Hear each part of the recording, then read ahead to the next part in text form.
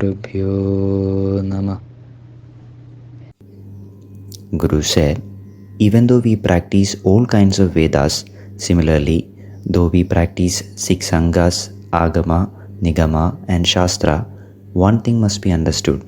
We need to really think well that for what we need to strive for achieving, are we actually using the Veda, Shastra, Tantra, Mantra for the same? In case of acquiring a knowledge, until and unless that knowledge is firmly established within one, all the tools and equipments needed for practice should be used.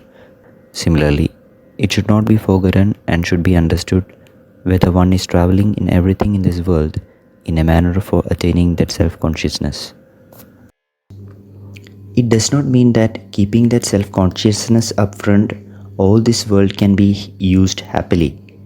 When we travel to acquire that self-consciousness, if and only if all these subjects are required and are useful in the journey, these things in the world should be taken, or else any of these should not be used. Only those things which are required to sustain life, only that should be used or utilized from this world. One thing should never be forgotten. There is great significance and difference in dealing with worldly things according to the stage in which the sadhaka is at present. Whether the sadhaka is in the stage of grihastha, vanaprastha or brahmacharya, all has dependence.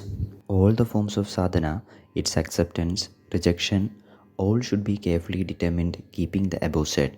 Hence, how a patient through the doctor is able to understand the way to identify the disease and the Aushadha Yoga for the same. Likewise, nothing should be tried except through the Guru. The presence and advice of Guru is very much essential and is too critical in these things.